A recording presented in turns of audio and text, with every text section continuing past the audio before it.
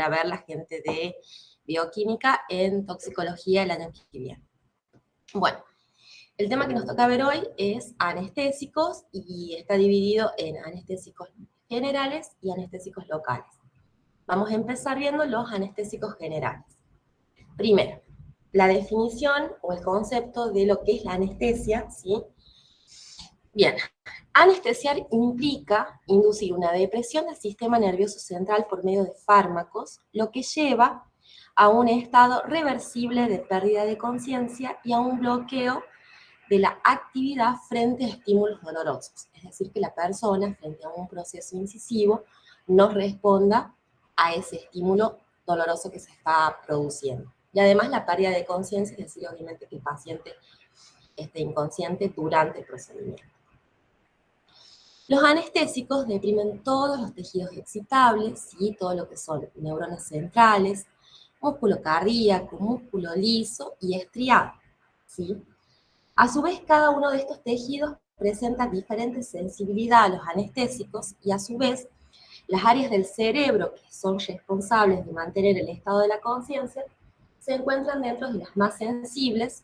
Es por ello que, ya vamos a ver más adelante, en la actualidad se suelen administrar anestésicos en concentraciones tales que provoquen pérdida de conciencia sin deprimir de forma indebida los centros cardiovasculares y respiratorios, que eso puede llegar a ser bastante grave. Bueno, requisitos para hacer un buen anestesia. Normalmente, con la anestesia general se trata de realizar intervenciones quirúrgicas sin molestias para el paciente, y es por ello que se tiene que tratar de conseguir 5 efectos. Por un lado, la insensibilidad al dolor, es decir, que los anestésicos sean capaces de provocar analgesia. La pérdida de reflejos, tanto somáticos como vegetativos, que son generados por el propio acto quirúrgico y que pueden perturbar lo que es la intervención en sí o suponer un riesgo para el paciente. Dentro de algunos ejemplos de efectos o reflejos somáticos podemos mencionar cambios respiratorios y el movimiento de las extremidades, o sea que el paciente siga moviéndose, y cambios vegetativos, como por ejemplo cambios en el ritmo cardíaco y salivación, que eso también puede ser grave.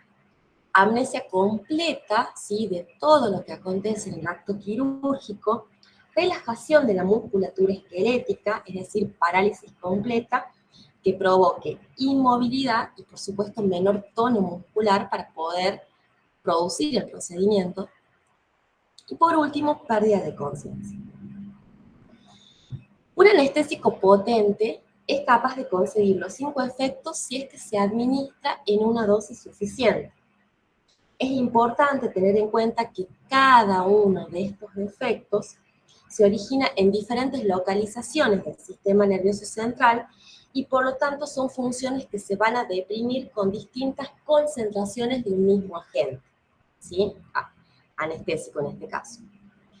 Entonces, si queremos lograr los 5 efectos en su totalidad empleando un solo agente anestésico, necesitaríamos dosis elevadamente altas que pueden producir una depresión irreversible de los centros vulvares y provocar la muerte del paciente. Normalmente, y en la actualidad, ¿sí?, se administran de forma simultánea o secuencial una serie de fármacos. A ver, un segundo, chicos, que están queriendo entrar. Se ve la presentación, ¿verdad? Porque yo no la veo acá en la ventana. Sí, señor profe. Ah, bueno, listo. Bueno, es por ello que en la actualidad se administran diferentes tipos de fármacos de forma individual, ya sea secuencial o simultánea, que son capaces de alcanzar uno o varios de estos objetivos. Por lo tanto, la pérdida de conciencia, que si bien no es un objetivo esencial, pero con frecuencia conveniente, ¿sí?, se realiza o se consigue por medio de la administración de un agente anestésico en una concentración que no constituye o no supone un riesgo para el paciente. En realidad, los efectos principales son los que están marcados con las estrellitas, ¿sí? Pero, como bien les comenté, cada una de estas funciones están en diferentes localizaciones del sistema nervioso central, se deprimen con distintas dosis del agente, y habíamos dicho al principio que las áreas del cerebro responsables de mantener el estado de la conciencia son muy sensibles a estos agentes. Espero que admita alguien más. Son muy sensibles a los agentes anestésicos, entonces, si bien la pérdida de conciencia no es del todo necesaria, pero es por lo general conveniente que el paciente no esté despierto durante la intervención, se consigue justamente con una dosis de anestésico que no va a generar una gran cantidad de efectos adversos cuando se encuentra en dosis mayores, ¿sí? Eso es básicamente lo que quiere decir esta diapositiva. Bueno, ahora vamos a ver las fases de la anestesia. Las fases de la anestesia se definieron en función del éter etílico, que es un solvente volátil, ¿sí? Que fue el primer fármaco que permitió realizar intervenciones quirúrgicas en un paciente inconsciente, ¿sí? Si bien el concepto de anestesia ha cambiado, que ya lo vamos a ver en breve, es útil considerar la secuencia de pasos, fases o etapas por las cuales un paciente pasa al recibir una anestesia inhalatoria única, ¿sí? Bueno, ustedes supónganse que cada una de estas fases se va a deber a grados crecientes de afección del sistema nervioso central a medida que aumenta justamente la concentración de este solvente volátil, ¿sí? La fase 1 es la fase de analgesia sin pérdida de conciencia. La fase 2 es una fase de excitación que se debe a la inhibición de neuronas inhibitorias, es decir, que si uno inhibe la inhibición, se produce una estimulación y esto se traduce clínicamente en los pacientes como hiperreflexia, tanto somática como visceral, hipersecreción glandular, intensa motilidad, náuseas, vómitos, y además se puede llegar a producir todo lo que son alteraciones cardíacas y respiratorias. Después tenemos la fase de perdón, anestesia quirúrgica. Un segundo, chicos.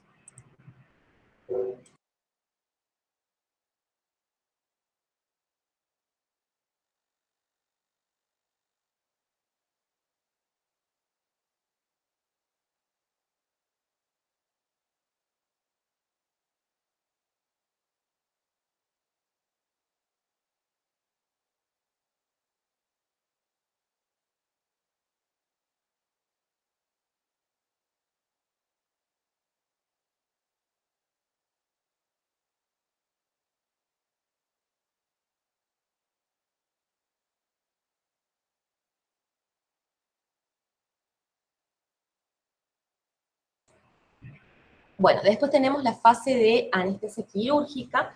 Esta fase no está representada acá, pero tiene como 4 etapas. Por un lado, tenemos lo que es la pérdida progresiva, ¿sí? De la conciencia y del reflejo.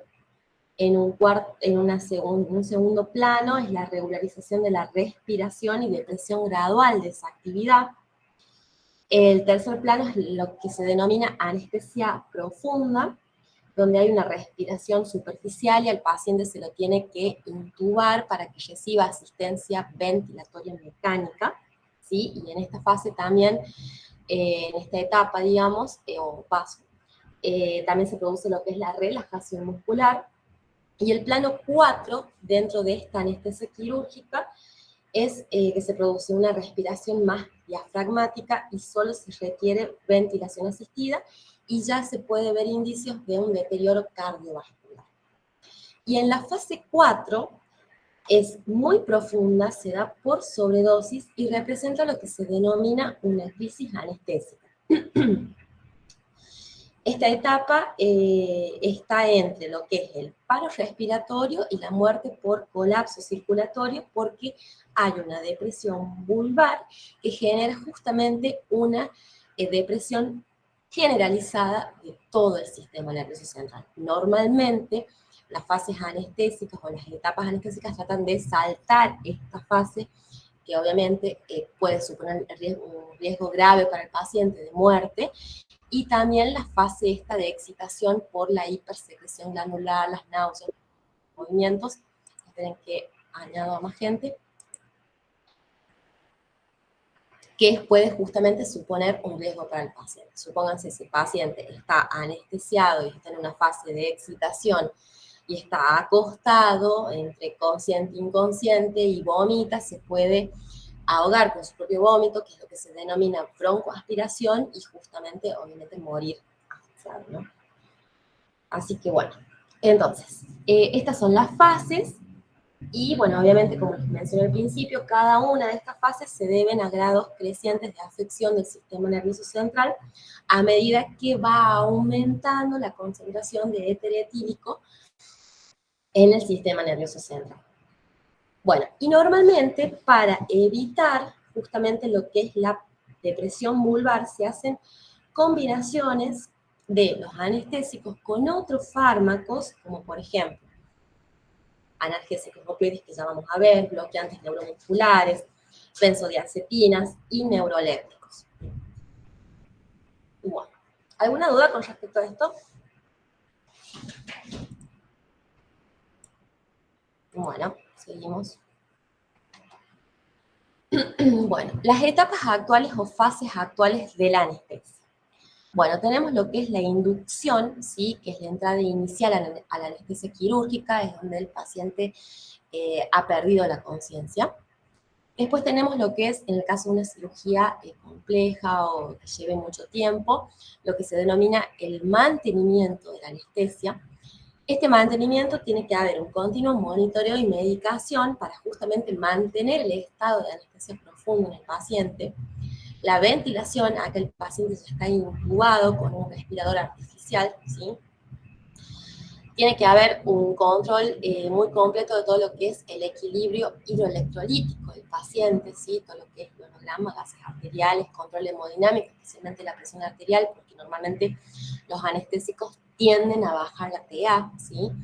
Y más en una cirugía que puede haber riesgo de hemorragia, si es que no se controla eso, también puede hacer que la presión caiga y justamente que el paciente muera de un paro. Y la homeostasis en general.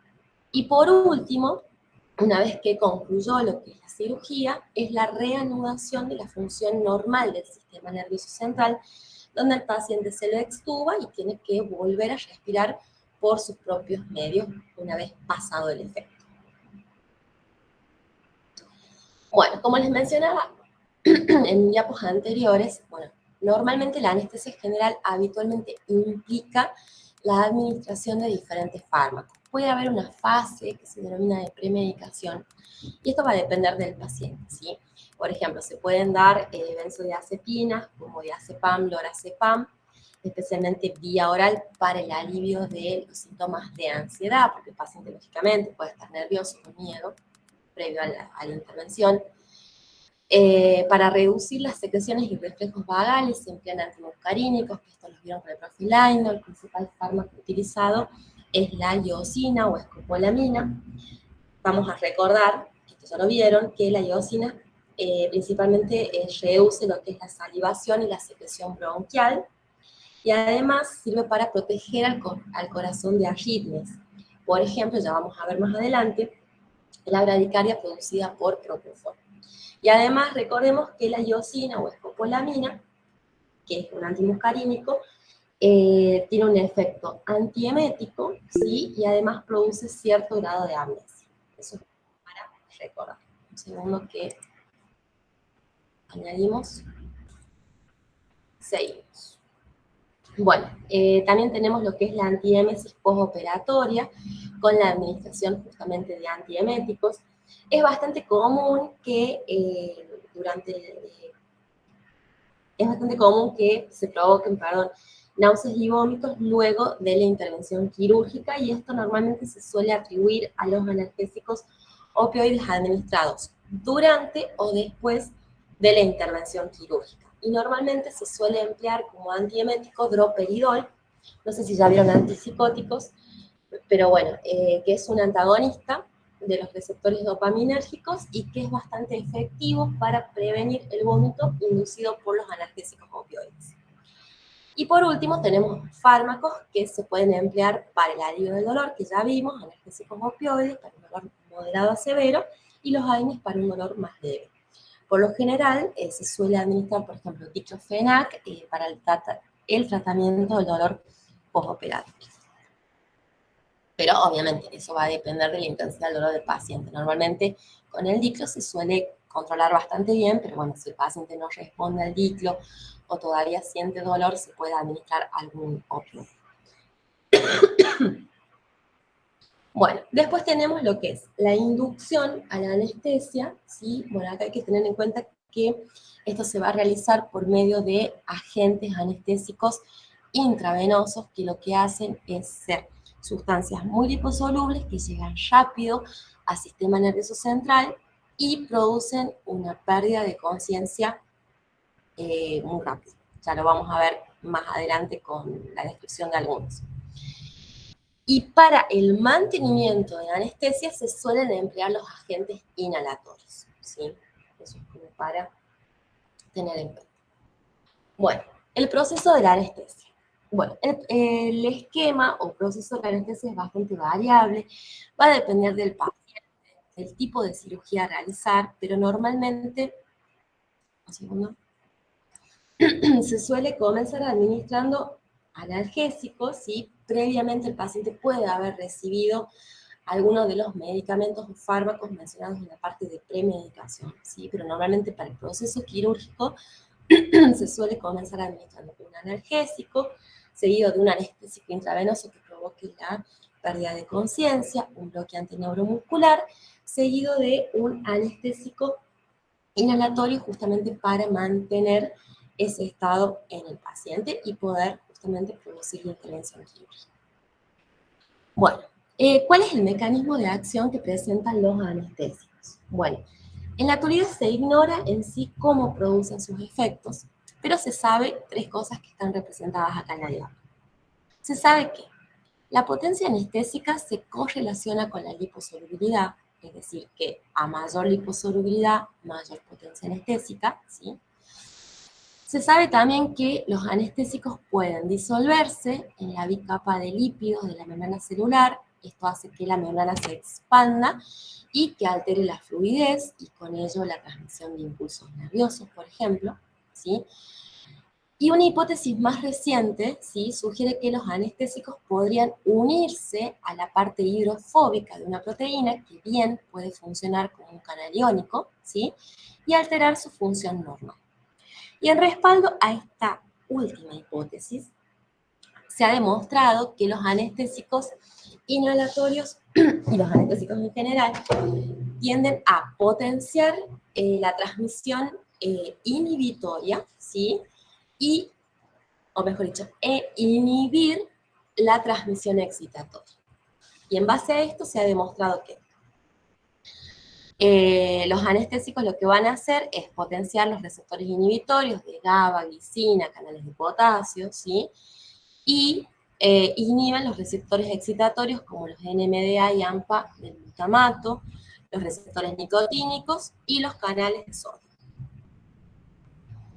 Un segundo, chicos, que voy a cerrar la puerta porque escucho mucho ruido de afuera. Un minuto.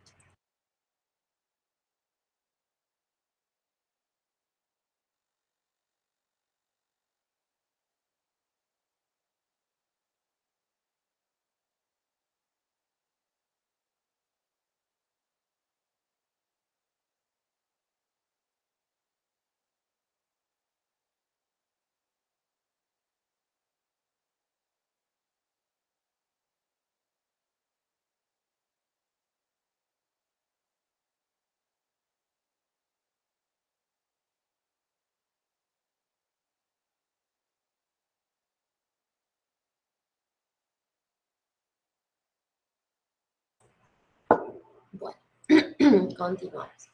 Clasificación. ¿Alguna duda hasta ahí? ¿O estamos bien? No, profe. Bueno, cualquier cosita me paran, vuelvo a explicar, no hay ningún problema. Bueno, vamos a clasificar. Bueno, los anestésicos se van a clasificar en anestésicos generales y locales, que no está representado acá en la diapo, pero que lo vamos a ver en breve. Y dentro de los generales los podemos clasificar como inhalatorios, y dentro de los inhalatorios vamos a tener los que son gases y los que son líquidos volátiles. Y dentro de los intravenosos vamos a tener los que son barbitúricos y no barbitúricos, que ya lo vamos a ir viendo más adelante. Bueno, normalmente los anestésicos intravenosos pueden emplearse para intervenciones quirúrgicas breves, pero principalmente se emplean para el proceso de inducción de la anestesia, que era lo que yo les mencionaba, para que el paciente se provoque una rápida pérdida de conciencia. Y dentro de estos agentes podemos mencionar, o los podemos clasificar, como les mencionaba en la diapo anterior, en barbitúricos, como el tiopental, ¿sí? Y no barbitúricos, como propofol, etomidato, ketamina.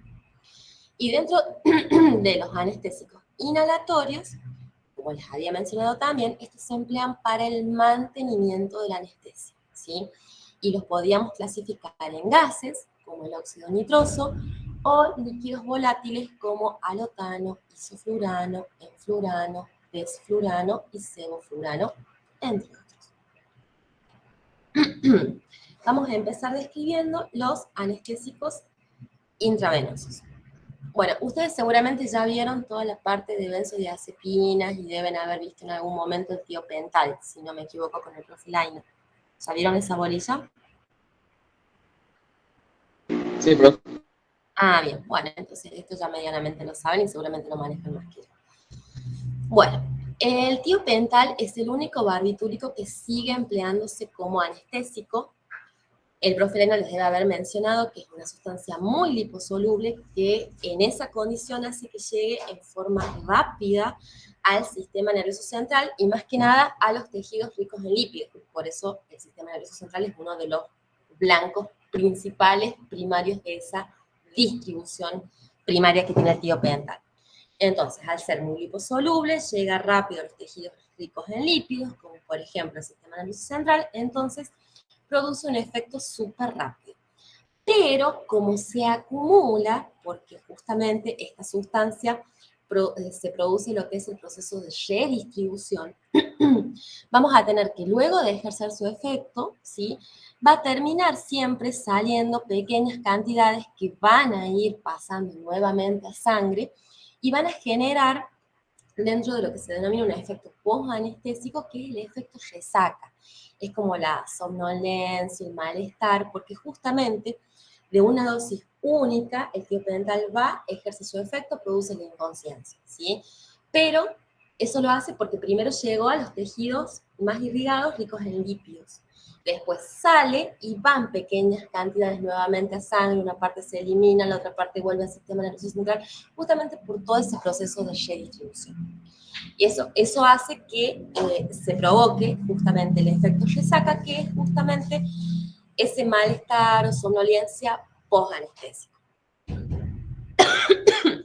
Perdón, esto es importante porque el tiopental solamente para la inducción de la anestesia solamente puede emplearse en forma de bolo, es decir, inyección intravenosa.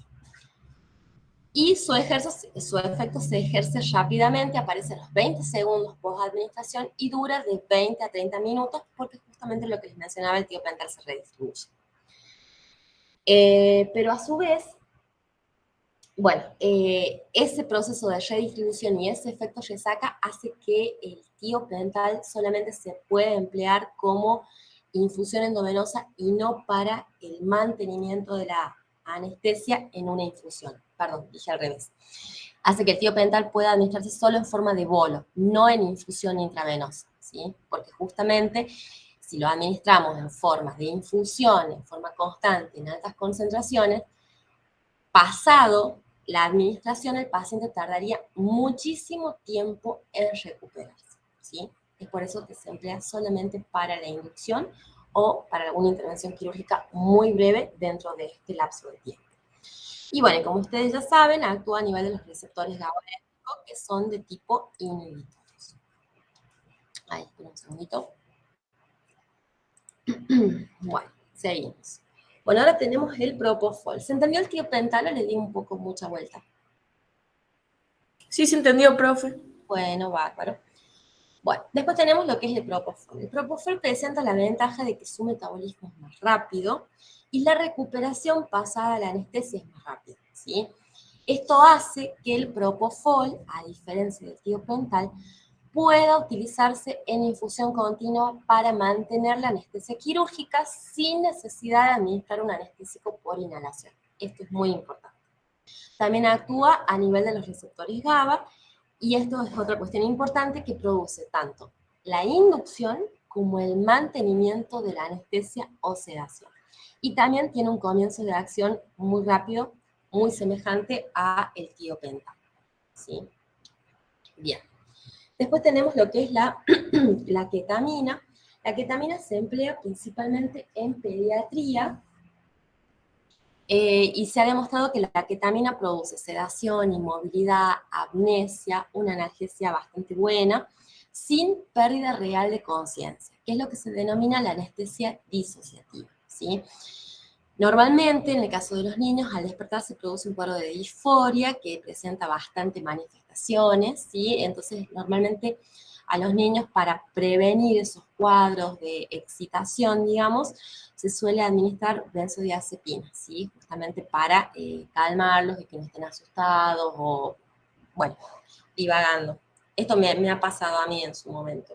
A mí me operaron, cuando era chica me hicieron una punción de médula ósea, porque tuve un linfoma, me tenía que hacer una punción de médula, y la punción de médula, bueno, es cierto que ustedes todavía no vieron análisis clínicos, pero en la punción de médula te pinchan la cresta ilíaca del hueso con una aguja así muy grande que tiene que atravesar el tejido duro del hueso y llegar a la médula espinal, y desde la médula espinal aspirar. Y eso duele muchísimo porque estás tocando hueso y encima estás sacando médula ósea del interior. Bueno, entonces yo me acuerdo que me dieron algo para tomar, que estimo que es ketamina, porque yo estaba alucinando un montón antes de que me hagan la intervención, digamos. Y bueno, yo sí tenía como varias alucinaciones, y yo después cuando le pregunté a mi papá, papá, pero yo no te decía tal cosa, me dice, no, hija, así que bueno, todo eso lo inventé yo, pero justamente por el efecto de esta anestesia disociativa que se dice, donde está esta disforia, las alucinaciones y todo lo demás. Así que, pero bueno, se suele emplear en los niños. Y me lo dieron a mí. Bien. Bueno, después tenemos lo que son, bien, la ketamina, bueno, el mecanismo de acción es que actúa o bloquea los receptores NMDA del glutamato. Bueno, después tenemos benzodiazepinas, ¿sí?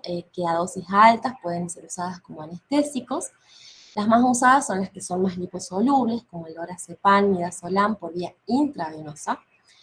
Se usan sobre todo en la preanestesia, que era lo que les mencionaba antes, como sedantes o ansiolíticos, y para generar, mantener y completar la anestesia, ¿sí?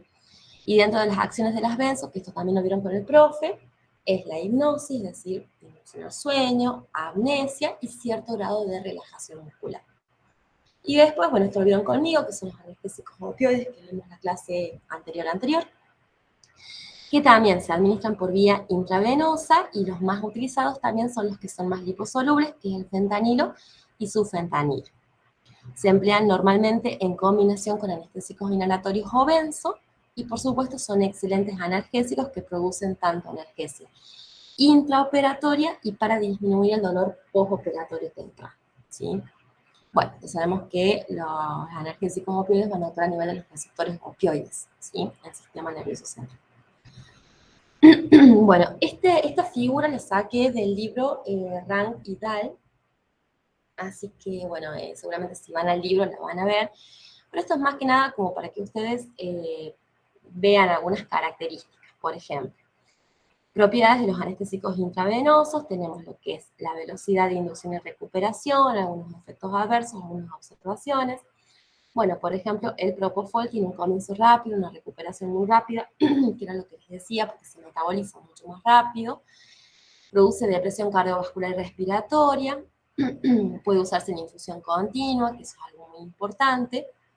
El propofol puede usarse tanto para la inducción como para el mantenimiento de la anestesia, sin necesidad de utilizar un agente inhalador. Es el único que puede usarse de ese modo, digamos. Después tenemos el tiopental, que ya lo habíamos dicho, que si bien la inducción es muy rápida, sí, pero como se acumula, la recuperación es más lenta y provocaba este efecto resaca que les mencionaba.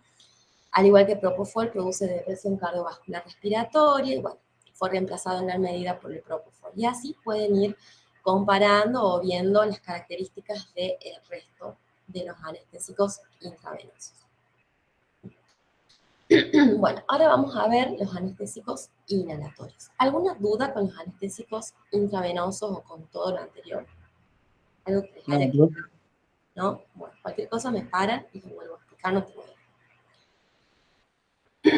Bueno, anestésicos inhalatorios los habíamos clasificado en gases como el óxido nitroso y en líquidos volátiles como halotano, isoflurano, sevoflurano, enflurano. Hay que tener en cuenta que, como se administran por vía inhalatoria, deben atravesar bien los pulmones. ¿Para qué? Para llegar a una concentración adecuada en sangre y que de sangre pase al sistema nervioso central para que pueda ejercer su acción. Por lo tanto, debe encontrarse en una concentración adecuada en el aire inspirado. Y a su vez, esa concentración nunca debe ser superior al 80% porque se ha demostrado que menos de un 20% de oxígeno en el aire inspirado hay riesgo de producir hipoxia en el paciente y, por supuesto, muerte. Así que hay que tener cuidado con eso. Bueno, acá tengo una sola diapo, pero quiero que presten atención porque algunas cosas de las cuales les voy a decir no están representadas acá y por ahí es un poco importante que ustedes lo tengan en cuenta como para terminar de entender algunas cosas. Bueno, hay que tener en cuenta que los anestésicos inhalatorios son, desde el punto de vista físico-químico, gases ideales, ¿sí? Por lo tanto, la solubilidad que presenten los anestésicos inhalatorios van a depender de los coeficientes de partición que tenga en diferentes medios biológicos. En este caso de los anestésicos inhalatorios, los coeficientes de partición más importantes son el coeficiente de partición sangre-gas y el coeficiente de partición aceite-gas. Bien, el coeficiente de partición sangre-gas es importante para saber la inducción y la recuperación, mientras que el coeficiente de partición aceite-gas es una medida de la liposolubilidad que a su vez determina la potencia anestésica, es decir, cuanto más liposoluble, más potente, y a su vez esto también tiene que ver con la... pensé que se había ingresado algo. Profe, Sí. Quería preguntarle qué había dicho primero, que los anestésicos eran bases de qué, no le escuché bien. Cuando empecé a hablar de qué, perdón. De solubilidad, de este tema. Que se comportan bases bien. ideales, algo así, ¿le entendí? Sí, que desde el punto de vista físico-químico, a los anestésicos hay que tener en cuenta que son como gases ideales. Por lo tanto, la solubilidad que tengan los anestésicos en los distintos medios biológicos va a depender de los coeficientes de partición. Claro, porque son gases, ¿sí? Justamente el proceso por el cual van a atravesar las membranas celulares, llegar a la sangre y llegar al sitio de acción va a depender justamente de que el anestésico se encuentre en forma de gas para que pueda difundir a través de las membranas y llegar a su sitio diana y ejercer su efecto, ¿sí? Que era todo lo que les explicaba antes a nivel de los receptores y todo lo demás de estos anestésicos, ¿sí? Bueno, hay que tener en cuenta que, y esto no está en las diapos, así que esto quiero que presten atención, que seguramente ya lo deben haber visto en alguna de otras materias, pero es como para recordar. En el caso de los anestésicos inhalatorios, la absorción, como les digo, se va a producir por difusión, ¿sí? Por lo tanto, va a obedecer a las diferencias que haya de las presiones parciales entre tres sitios. El primero es la presión parcial que tenga el agente anestésico inhalatorio en el aire inspirado, para que esa presión parcial en el aire inspirado pase a sangre arterial y genere también una presión parcial de ese anestésico en sangre arterial elevada, para que de ahí pueda difundir a los tejidos y llegar a su sitio diana, que en este caso va a ser el sistema nervioso central, y todo este proceso de difusión va a ocurrir hasta que haya un equilibrio. ¿Un equilibrio entre quién? Entre lo que yo estoy inspirando, entre lo que haya en sangre arterial y lo que haya en el tejido, donde va a ejercer su efecto, ¿sí? Eso es muy importante. Bueno, Por lo tanto, volvemos a los coeficientes. Habiendo dicho eso, volvemos a los coeficientes. El coeficiente de partición sangre-gas, como bien dice acá y ya les dije recién, es importante para saber la inducción y recuperación de la anestesia. Yo necesito que este coeficiente sea medianamente bajo, ¿sí? ¿Por qué? Porque bueno, viendo que esto es una relación, ¿sí? Si yo tengo un coeficiente de partición sangre-gas bajo, quiere decir que, matemáticamente, ¿no? Viéndolo desde el punto de vista de la relación, yo voy a tener mucho anestésico en forma de gas y poco anestésico disuelto en sangre, ¿sí? Por lo tanto, yo voy a necesitar menos cantidad de ese anestésico para que eleve la presión parcial en la sangre y de esta manera pase al tejido. Dicho de otra manera, o viéndolo al revés, si yo tengo un coeficiente de partición sangre-gas alto, quiere decir que yo tengo poco anestésico en forma de gas y mucho disuelto en la sangre. Entonces voy a necesitar mayor cantidad de ese anestésico para que pueda elevar su presión en sangre y pasar al tejido. Entonces, si yo tengo un coeficiente de partición sangre-gas bajo, es decir, mucho en forma de gas, poco disuelto en sangre, la velocidad de inducción y recuperación de ese agente va a ser rápida. A diferencia si yo tengo un coeficiente de partición sangre-gas alto, ¿sí? Porque va a ser al revés, yo voy a tener mucho anestésico disuelto en sangre, poco en forma de gas, por lo tanto, la velocidad de inducción y recuperación va a ser más lenta. Eso es con respecto a este coeficiente. Después tenemos, que es un poco más sencillo, el coeficiente de partición aceite-gas, que es una medida de la liposolubilidad y que determina la potencia anestésica y a su vez influye en la distribución de este agente en el organismo. Es decir, si yo tengo un coeficiente de partición sangre-gas alto, quiere decir que tengo que el agente anestésico es una sustancia muy liposoluble, por lo tanto es muy potente, ¿sí? Bien. ¿Alguna duda con respecto a esto? Ay, perdón, estoy un poco mal de la garganta.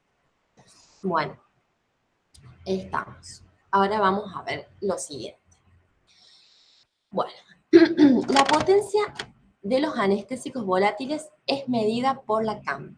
La CAM es la concentración alveolar mínima que previene el movimiento en el 50% de los pacientes frente a una incisión quirúrgica, ¿sí? Es decir, ejemplo, si tenemos 100 pacientes, usamos una determinada CAM para un determinado agente anestésico y el 50%, o mejor dicho, 50 pacientes no responden con movimiento a la incisión, quiere decir que ese es el valor de CAM. Un segundo, chicos. Bueno, ese es el valor de CAM. Me dice que en 10 minutos termina la clase. Y última armo otra reunión. Bueno, en la práctica diaria se excede la CAM en 1,3 veces con fin de asegurar la quirúrgica y en la mayoría de los pacientes. La CAM de 1,3 veces previene el movimiento en el 95% de los casos. Y acá tenemos una figura donde está representada la concentración alveolar mínima en atmósfera, porque es presión, ¿sí? Y el coeficiente de partición aceite-gas. Podemos observar que, y acá lo vamos a hacer un poco más breve, que el óxido nitroso, por ejemplo, presenta un coeficiente de partición aceite-gas bajo, por lo tanto la CAM es elevada, ¿sí? Por lo tanto es menos potente. A diferencia, por ejemplo, del halotano, que presenta un coeficiente de partición aceite-gas bastante alto, es decir, que es una sustancia muy liposoluble, podemos ver que la CAM es baja, ¿sí? Por lo tanto es más potente. Eso es lo que ustedes tienen que analizar. Bueno, y esto también lo saqué del libro Rank y Dahl, ¿sí? Donde está representado también los coeficientes de partición, por eso me interesaba mucho que los entiendan. Bueno, y con algunas características de cada uno.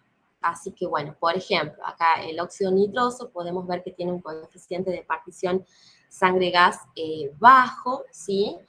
Pero a su vez un coeficiente de partición aceite-gas alto, es decir, que es muy poco liposoluble, tiene una concentración alveolar mínima muy elevada, pero su velocidad de inducción y recuperación es rápida porque justamente su coeficiente de partición sangre-gas es bajo, es decir, que se disuelve muy poco en la sangre, entonces siempre voy a tener una presión parcial de esa sustancia alta en la sangre que va a difundir a los tejidos. A diferencia, por ejemplo, del alotano, que tiene un coeficiente de partición sangre-gas un poco más alto respecto al óxido nitroso, es decir, que se disuelve un poco más en la sangre. Es una sustancia muy liposoluble porque el coeficiente de partición aceite-gas es bastante elevado, por lo tanto tiene una CAM más baja, es decir, que es muy potente, y todo lo que es la inducción y recuperación es media o es un poco más lenta. Y bueno, y de ahí ya ustedes pueden ir leyendo los principales efectos adversos y algunas observaciones de cada uno. Profe, Sí. ¿puede aceptar a un compañero? Pasa que se le cortó la luz. Ah, bueno, pero no tengo la solicitud acá. A ver, ya le pregunto. Dale, sí, yo por eso sentí recién un ruido y por eso me detengo porque estoy en eso. Me quedan 8 minutos, no sé por qué, chicos. A ver. Profe, podemos volver a entrar con el mismo link en todo caso, no sé si se puede. Ah, bueno, listo, me estaba asustando yo. Bueno. Ah, no, me dice que la llamada se va a ampliar, no sé qué toque. Bueno, cuando el chico ingrese seguramente me va a sonar acá y si no me suena, avísame así lo agrego. Bien, profe. Bueno, y ahora vamos a ver algunas características, por ejemplo, del óxido nitroso. Se absorbe y se elimina rápidamente, no se metaboliza, se elimina por exhalación, eso es bueno. Se presenta en forma líquida, ¿sí? Conservado a presión constante, temperatura baja, cuando disminuye la presión o aumenta la temperatura, se transforma en gas. Se disuelve muy poco en sangre, que era lo que veíamos con los coeficientes, y por lo tanto su efecto se produce rápidamente. El único problema es que se tiene que administrar en concentraciones hiperbáricas, y esta concentración suele estar próxima al 80% del aire inspirado, y habíamos dicho que menos de un 20% de oxígeno en el aire inspirado produce hipoxia. Bueno, normalmente, es un potente analgésico, actúa a nivel de los receptores NMDA, es un antagonista, y se suele emplear con otros agentes anestésicos para bajar la CAM. Y por otro lado tenemos lo que son los líquidos volátiles, como el alotano, que no es inflamable ni explosivo, su efecto tarda entre 5 a 15 minutos en producirse. Esto es porque tiene un coeficiente de partición sangre-gas un poco más alto comparado con el óxido nitroso, que era lo que estábamos comparando, digamos. Entonces como que se disuelve un poco más en la sangre. Su efecto dura 30 minutos a 1 hora y puede producir hipotensión dependiente de la concentración y además sensibiliza al corazón a arritmias. Y además hay que tener en cuenta que el 20% del alotano se metaboliza en el hígado a ácido trifluoroacético, que es un potente hepatotóxico y que puede afectar el hígado de un modo bastante complicado. Bueno, eso es con respecto a los anestésicos generales. Ahora vamos a ver los locales, si alguna duda me avisa. Y con esto ya terminamos en breve. Bueno, ¿qué son los anestésicos locales? Los anestésicos locales son fármacos, ¿sí?, que aplicados localmente a nervios periféricos, tronco nervioso, terminaciones nerviosas, bloquean de forma transitoria y reversible la transmisión nerviosa, originando pérdida de sensibilidad. Y esto es importante. Solo afecta neuronas próximas al lugar de administración, suprimen el dolor sin deprimir la conciencia y genera, por supuesto, menos riesgo que la anestesia general. Bueno, esta figura la vimos cuando vimos todo lo que son AINES y analgésicos opioides, pero es a modo esquemático. Por ejemplo, habíamos dicho que los antiinflamatorios no esteroideos o AINES actuaban disminuyendo la síntesis de prostaglandinas que sensibilizan a los receptores del dolor y por ende la transmisión del estímulo doloroso a nivel periférico. Los anestésicos locales pueden actuar a nivel tanto periférico, principalmente en distintos sitios, ¿sí? Y los anestésicos generales actúan en sistema nervioso central. Y, por supuesto, al no deprimir la conciencia, al ser, obviamente, local, estos anestésicos generan menos riesgos que lo general, porque el paciente está consciente y se realiza la intervención. Bueno, características físico-químicas. Las moléculas de anestésico local contienen un anillo aromático, ¿sí? Que está acá, y una amina secundaria o terciaria que está conectado por una cadena intermedia que puede incorporar un enlace esteroamida. Y esto es otra cuestión importante. Los anestésicos locales son bases débiles que presentan valores de pKa que van de 7,5 a 9. ¿Sí? Ya voy a explicar algunas cositas más. Bueno, en función del enlace, si es esteroamida, se van a clasificar los anestésicos locales en esteroamidas. Dentro de los ésteres vamos a tener la benzocaína, tetracaína, procaína, y dentro de las amidas, todo lo que es la lidocaína, prilocaína, ropivacaína, levobupivacaína, bupivacaína y muchas bacterias. Bueno, y también en función de ese enlace va a ser el metabolismo, ¿sí? Normalmente los ésteres se van a metabolizar por esterasas plasmáticas, como las colinesterasas, y las amidas lo hacen por N-desaquilación. Los anestésicos locales se secretan también por vía renal, principalmente bajo la forma de metabolitos, pero un pequeño porcentaje lo hace sin modificaciones en orden. Bueno, sabiendo que, y esto es una pregunta que les hago para recordar la primera bolilla que vieron con el profe Lara. Sabiendo que los anestésicos locales son bases, y si yo quisiera aumentar la excreción renal de ese anestésico, ¿qué pH tendría que tener la orina para que aumente la excreción? Ácido, ¿no sería, profe, para que esté protonado? Muy bien, un pH ácido, muy bien, un pH ácido, porque a pH ácido una base va a predominar en base a la fórmula, ¿sí? En mayor proporción en formas ionizadas que no van a ser reabsorbidas a nivel renal. Y por lo tanto va a aumentar la excreción. Muy bien, ¿quién me contestó ahí? Yo, profe Emilia. Ah, Emilia, bien, muy bien, Emilia. La felicito. Bueno, mecanismo de acción. Bueno, los anestésicos locales van a actuar sobre receptores de membrana, ¿sí? Van a bloquear los canales de sodio, por lo tanto van a bloquear el inicio y la propagación del potencial de acción en tejidos excitados, ¿sí?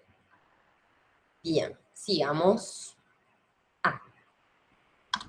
Bueno, es decir que lo que hacen es bloquear los canales de sodio de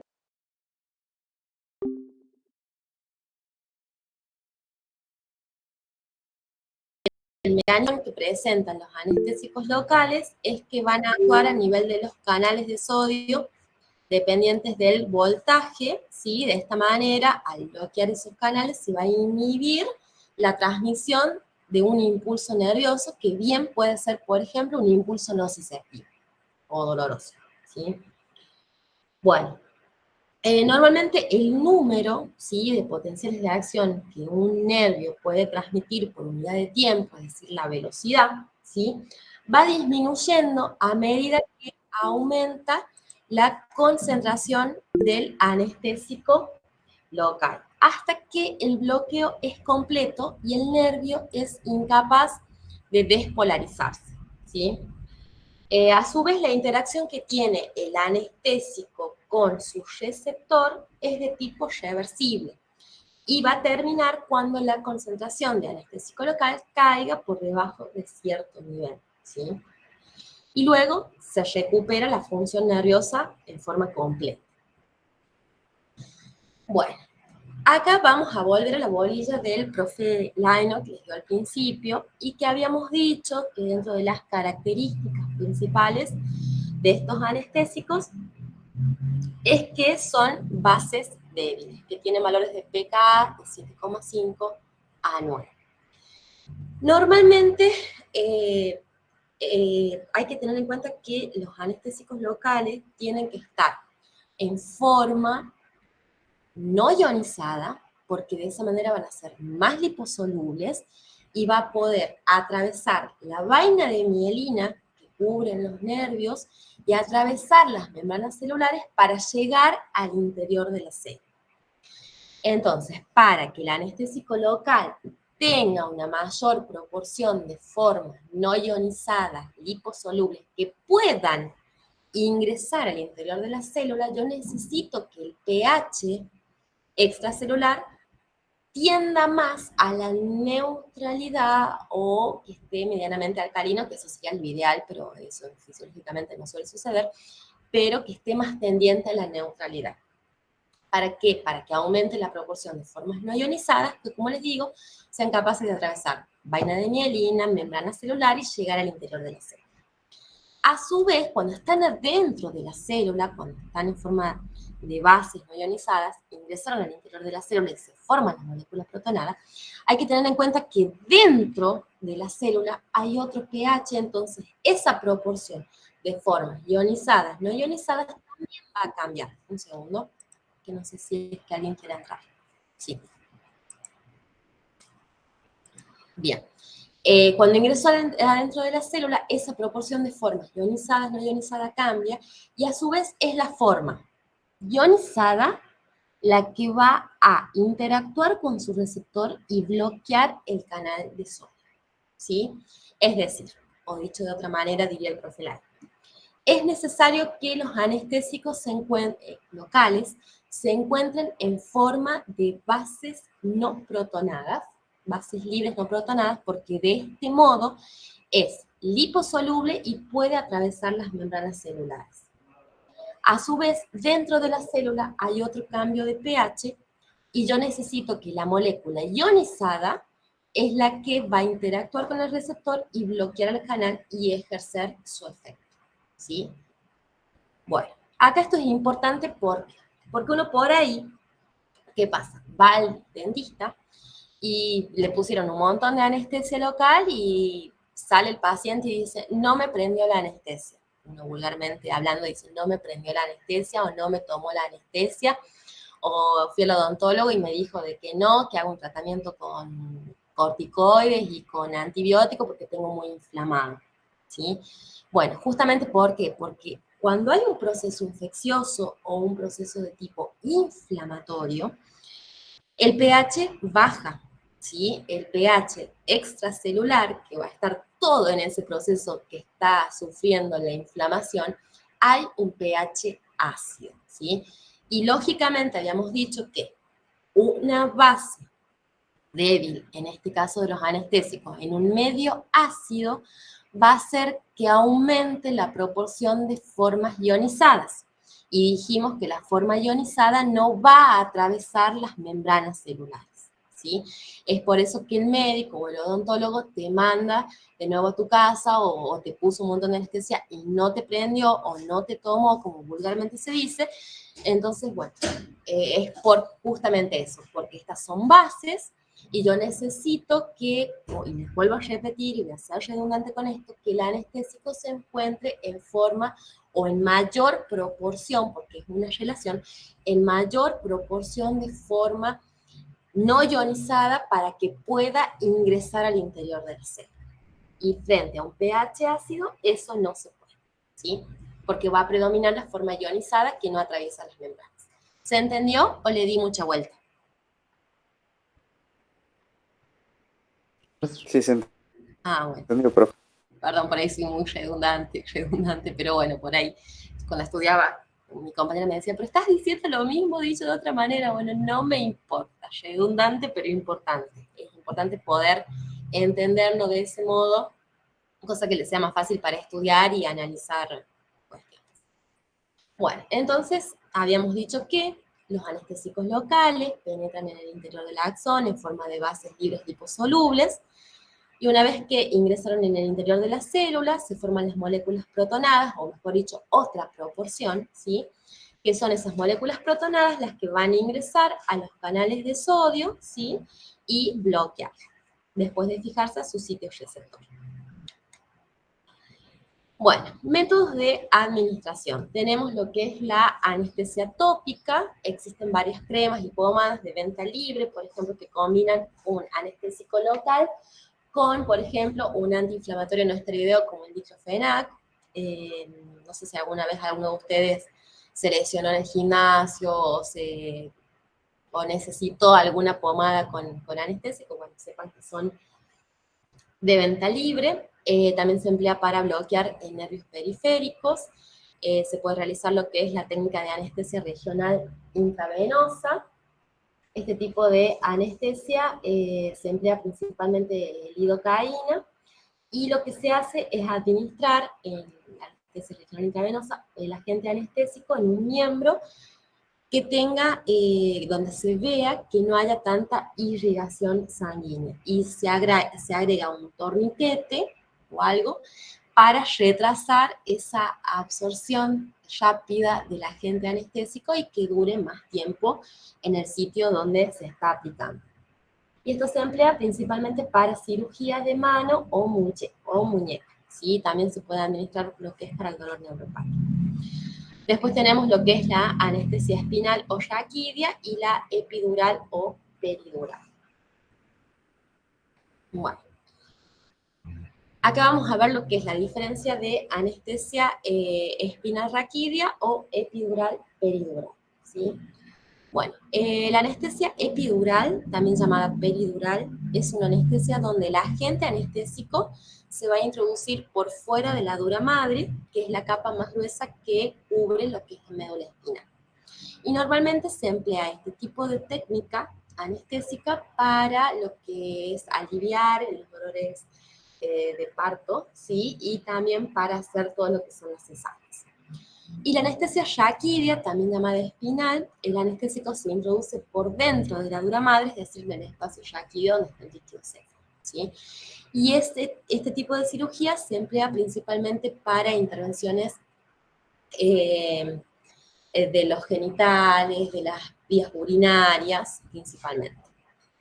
Obviamente son los médicos los que van a decidir qué tipo de técnica anestésica van a emplear en función de qué. Del tipo de paciente, en función de, bueno, del tipo de paciente, tipo de cirugía a realizar, bueno, todo lo demás. Bueno, ¿cómo se selecciona un agente anestésico local? Bueno, va a ser de acuerdo al comienzo, duración de la acción, ¿sí? Técnica de anestesia, si se necesita un bloqueo sensitivo o un bloqueo motor o ambos, y de acuerdo al potencial de toxicidad. Bueno, tenemos de acuerdo acá esta figura, menciona lo que es el comienzo y la duración, y tenemos, por ejemplo, la procaína tiene un comienzo lento, una duración corta, la lidocaína tiene un comienzo mucho más rápido, una acción un poco más moderada, y así se va comparando con los otros. Bueno, de acuerdo a la técnica de anestesia, bueno, si es tópica, se puede emplear tetracaína o lidocaína. Si es una técnica de tipo infiltrativa, donde se administra el anestésico vía subcutánea, se puede emplear procaína, lidocaína, bupivacaína. Si es un bloqueo de nervio periférico, la lido. Un bloqueo espinal, lidocaína, bupivacaína. Y en lo que respecta a la anestesia regional intravenosa, principalmente lidocaína. Bueno, eso sería todo con respecto a los anestésicos. ¿Alguna duda? No, profe. No, profe. Bueno, ¿se entendió? Sí, Sí, profe. Bueno, chicos, bueno, no quería no darles el teórico. Suerte que el profe encontró un huequito ahí para que lo dé. Bueno, chicos, cualquier duda, cualquier pregunta, bueno, tienen mi número de teléfono, me mandan mensajito cuando lo estén estudiando, porque uno normalmente tiene dudas cuando lo estudia, en realidad, el tema, ¿no? Ahí pueden surgir varias cosas, así que, bueno, cualquier cosita me mandan un mensajito, primero escrito, presentándose, y díganme que son de la cátedra tanto y todo lo demás, y de ahí, si quieren, me mandan un audio, pero primero el mensaje escrito para yo saber quién es. ¿Les parece? Sí, Por profe, WhatsApp. muchas gracias. Bueno, perfecto, chicos, nos vemos.